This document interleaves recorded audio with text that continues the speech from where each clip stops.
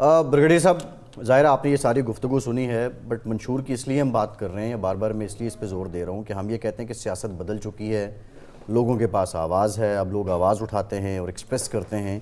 تو جو ہم ڈیموکریسیز کی بات کرتے ہیں وہاں ڈیبیٹس ہوتی ہیں، منشور آتا ہے، لوگ اپنا موقف، روڈ میپ، ایکشن پلان پیش کرتے ہیں، لیکن یہاں پہ کچھ حالات ڈیفرنٹ ہیں، تو کچھ چیزیں ابھی تک بڑی حد تک روایتی ہیں. اگر میں آپ سے پوچھوں، جتنی پارٹیز ابھی میدان میں ہیں، جن کی لیڈرشپ میدان میں ہے، پیپلز پارٹی اور نون لیگ ہے، باڈی لینگویج کا کتنا فرق تھا؟ یہ جو 10-12 دن کی مہم چلی ہے، آپ کس کو زیادہ نمبر دیں گے کہ باڈی لینگویج میں وہ زیادہ تگڑے رہے، وہ کم کنفیوز تھے بنسبت دوسروں کے؟ بسم اللہ الرحمن الرحیم. بہت شکریہ. دیکھیں، پہلی بات یہ ہے کہ we are not being fair. یہ الیکشن بڑے ایب نارمل حالات میں ہو رہے ہیں. میں خاص کر بات کر رہا ہوں دہشت گردی، سیکیورٹی، ٹیرر تھریٹس. یہ آپ مانیں کہ ہمارے despite very serious security environment, کے پی میں، بلوچستان میں ہماری پولیٹیکل پارٹیز نکلی ہیں. پیپلز پارٹی پہلے آئی ہے، یہ اس کو آپ کریڈٹ دیں. بلاول بھٹو زرداری نے ایک بڑا اچھا، میں سمجھتا ہوں کامیاب الیکشن کیمپین کیا ہے، اور انہوں نے واقعی پیپلز پارٹی کا جو ایک پرانا امیج ہمارے ذہن میں تھا، جب ذوالفقار علی بھٹو ریلیز ایڈریس کرتے تھے، جب بےنظیر بھٹو صاحبہ جو ہیں وہ ریلیز ایڈریس کرتی تھیں، تو وہ کافی حد تک وہ ماضی کی یادیں تازہ ہوئی ہیں.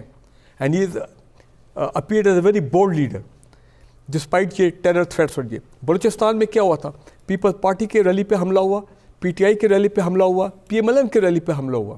پھر جو پری الیکشن وائلنس ہے، جو کہ پہلے کبھی میں نے اتنا نہیں دیکھا آج کل کے حالات کے مطابق، پری الیکشن وائلنس. کے پی میں جو انڈیپینڈنٹ کینڈیڈیٹس ہیں، وہاں پہ جو مخصوص صورتحال ہے with the law enforcement agencies, آپ دیکھیں کہ انہوں نے ہٹے نہیں ہیں. میں کہنا یہ چاہ رہا ہوں کہ give credit to these political parties.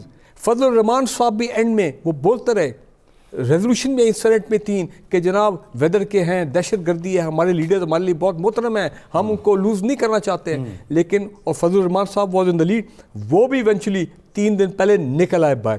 انہوں نے بھی جے یو آئی کے جلسے ہوئے.